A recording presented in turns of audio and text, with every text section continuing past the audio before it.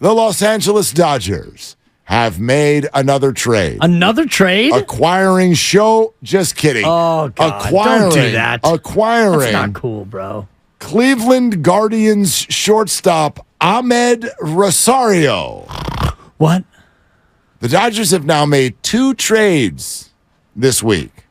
Both times they have acquired a negative WAR player. What are they doing? I am digging this because you know what this means right now? This means that their dirty paws are off of Tim Anderson, who I think would be a phenomenal acquisition for the Giants. Now, I'm going to qualify that because what Tim Anderson can do is be a power-hitting, right-handed middle infielder. He can. It's not what he has done this year. It's what he has done in his career. It's not what he's done this year, although hitting better this month for sure. Mm-hmm. But if Luciano comes up and handles that role, well, then you don't need Tim Anderson.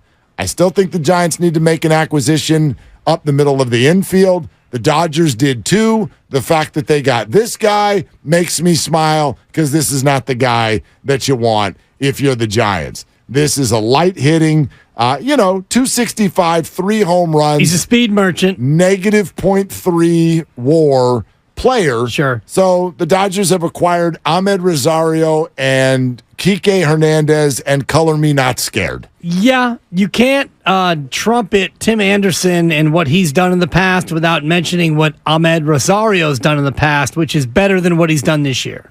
Now, he's never been a monster in terms of OPS, but he's a guy who led the league in triples last year with 9. His career 273 hitter. 18 stolen bases a year ago. He's a guy who can come in and provide some flash and dash in your lineup. Yeah, I'll tell you what Ahmed Rosario has done. He's hit a home run in the last 376 calendar days. Well, hey now.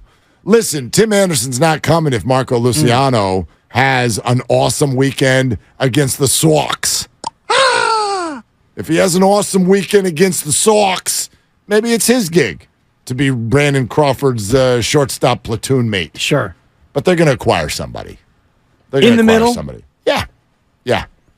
Yeah, Tommy Edman, someone like that. What you laughing at? I'm laughing at the incremental, this is like a slap fight among 7-year-olds between the Dodgers. I'll see your Ahmed Rosario, and I'll counter with whoever you just named. Tommy Edman, who has a positive WAR. Tommy Edman. Yeah. Right? Yeah. I don't think can't crack a middling St. Louis Cardinal lineup. I'll take your Slappy and I'll give you our own Slappy. Look, they're not trying to go get a starter. Tyro Estrada's coming back. They're not trying to go bench somebody. Like if it's Tyro, I get it, but you need a shortstop. And if Luciano, if you're going to lean on Marco Luciano down the stretch and into the playoffs, you don't know. Well, if not him, then who? Brandon Crawford, what's his WAR? He's got to be having a negative WAR year himself. Not doing great, but he's also Brandon Crawford. Like, that's a major league player. Sure. The guys that they've got right now are not major league players. That's the problem. They're not going to go splashy up the middle of the infield right now. That's not what they're going to do. Splashy could happen at the starting rotation. Brandon Crawford has a negative .8 WAR. Yeah, no, he's been... I mean, he looks at Ahmed Rosario and says, dude... Can you teach me how to play? Teach me how to Dougie. Seriously. Yeah. No, Brandon Crawford's had a terrible year, and he's hurt. All those things. That's all true. Yeah. But listen, do I think they'll acquire depth? I do. But I also think Tyro Estrada is their second baseman. Yeah. If Marco can be really good and they end up platooning Brandon and Marco, or who knows, if it just becomes Marco, that's definitely all on the table. If they're going to get splashy, I think it'll be in the rotation, which is exactly what it should be. And I don't think that there is splashy in terms of middle infield. Yeah, exactly. I mean, Tim Anderson's a little splashy. Yeah. I mean, Baez would be splashy, but he's been terrible. Right? Of all the guys who would be, splashy, none of those guys who are tradable, even DeJong or DeJong. Depends on where, you consider yourself from. If he was a Dutch midfielder, he'd be DeJong, but even he's not very splashy. Since we've had that conversation about Tim Anderson and that he was hitting so much better, do you know that since then he has had 5 more hits in his next 14 at-bats? Did you know that, Dan That's Dibley? not good for the price. Any home runs? No. It is gone. Got a double. But caught. You got a double? Huge. Teach me how to double. Teach me how to. What did I do wrong? Yeah, exactly. So. Can I give you a couple notes on Ahmed Rosario? Please. Here's what I got. Some defensive ranks so far this season. Oh, this is so good. This is why I got out of bed this morning at 6:05. He is, in all of baseball, he is the second worst in terms of the defensive run saves metric, and he is the worst defender in baseball on outs above average. Okay. The Giants are not getting that guy. OAA? The Giants are not getting that guy. Precisely, Dibs. Good work. Thank you. I'm down with OAA. Does he have a good eye? What's his eye, Lucas? I want to know how much he walks. His OBP is 306. He's got 20/20 vision. Yeah. Thank you. Thank you, Scott Hiver. 22 walks in 412 PAs this year. Listen, I'm digging what the Dodgers are doing because it's all kinds of pointless. Who are they giving up for these guys? He walks once every 20 at-bats. Listen, we are waiting. No team yet has had a landmark acquisition where you're like, that kind of changes the race. But the Dodgers have made 2 trades, which sort of, in a way, makes you think, how many trades are they going to make? How many guys are they're not going to go acquire another middle infielder, I wouldn't think. Is the Dodger GM still of the Farhan mold? Is it still on the Farhan coaching tree? Farhan's bosses are still there. Yes. Yeah. And that's kind of my point. Yeah. Is the Dodgers and Farhan are like, I'll see your middling deal and I'll raise you a lower level deal. Yeah. So feel good, Giants fans. You're just like the Dodgers. 3.5 back LA. Yep. So anyway, listen, for the tiny bit that this is, I consider this a good thing. It's a good thing that the Dodgers are wasting all their maneuvers on this. Nothing that changes the race has happened yet, right? Nobody has acquired anyone that changes the race in any of the 6 divisions. Right. Is that fair? That is fair. Okay. But I wonder, who those players are who will be available, who will make these races change, because it feels more and more, and I think it was Tim Kirkshin that we talked to last week about this very thing. There are 20 to 22 teams still in it. So there's a reluctance to make these big deals because you feel like even if you're only 6 or 7 out, you got a chance. This is going to sound stupid, but it's still way too early. You've got to get through this weekend's action. I honestly think Sunday night is when phones start buzzing. Sunday night is when GMs start going, okay, let's declare. You in or you out? And now we've got 48 hours to do this. Maybe even less, 40 hours. We got 40 hours to consummate a deal. We're now declaring. I saw a tweet from John Heyman, Odyssey Baseball Insider. I saw a tweet from John Heyman last night. He started listing off. He goes, bad news for the deadline for those of you who like trades. And then he listed 6 teams who won a game. He goes, they won. They won last night, so that's making them less likely to be sellers. That would be Boston, based on the Tuesday? Angels, Seattle. They all won. And then, the Mets are another team. The Mets are terrible, but they're only 6.5 out in the card. They're going to sell. I think they're going to sell. But to your point, come Sunday, we're here on Wednesday, and the Mets right now are playing against the New York Yankees, which means they've got 5 more games before the deadline. If they go 4-1, or if they go 5-0, and all of a sudden they're sniffing 500 again, they might not be sellers.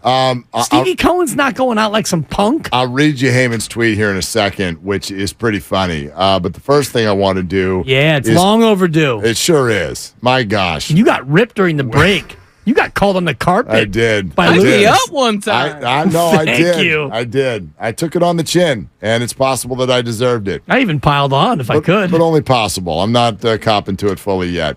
But why don't I tell everybody this? In 2 minutes. Tell me. In 2 minutes, your chance to win a 4-pack of tickets to the Hot Wheels Monster Truck Live Glow Party. You said you were going to do it in monster truck voice. No, I said I wanted to. Now I don't because now I've been ripped and I'm not in the mood. I need to go sit back there. They're having more fun than we are. Yeah, they are. What is monster truck voice? Vroom, vroom.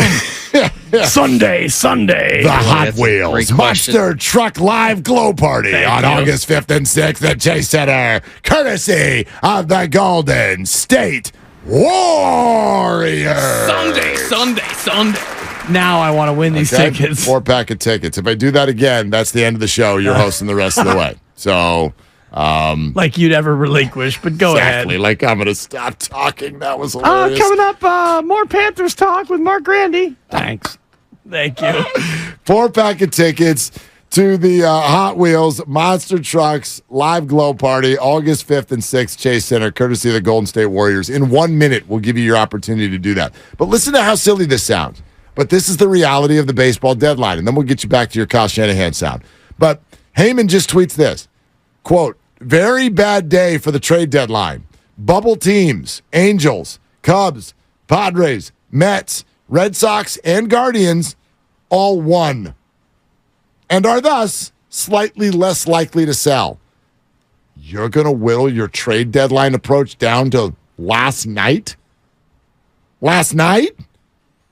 Now, Cubs have won 4 in a row. Padres turned around and lost already today. So Cubs are only 4.5 out of the card, and they're 2 games below 500. So if you're the Cubs and you look at your situation, you can convince yourself that you're in it, right? I mean, you're only 4.5 out. You can convince yourself that you're in it, yes, if you're not named the Cardinals, Pirates, Nationals, and Rockies. This is just the National League. Okay. You can convince yourself you're in it, but there's 2 ways to do that. You can look at the number, how many games you're back. Then you could also just look at your record. It's like, dude, you stink. So Mets, you might be 6.5 back, but you're 47 and 53. You are 100 games in, and you are 6 games below 500. What about the Cubs at 49 and 51? I mean, you're just and you've won 4 in a row. You're just a sniff below 500, and you're only 4.5 back. But it's not enough to say 4.5 back. It's the number of teams. You're behind 5 other non-division leading wild card teams. But then you look at your run differential. You've got to catch and pass at least 3 of those teams. But you are 4th in the National League in run differential. For sure. So you could look at that, and the expected win-loss for the Cubs is 5 games better than you are. Cubs and Padres are bubbles. They are. They could go either way. They definitely could. I mean, the Cubs, to me, are a fascinating one because we haven't really talked about them at all in terms of this conversation yet. Good run differential. You've won 4 in a row, and you've got 5 days until the deadline, and why not go for it? By the way, with today's action combined with the Giants' win last night, they are already back as the wild card leaders in the National League. It's crazy. Took 1 win. There you go.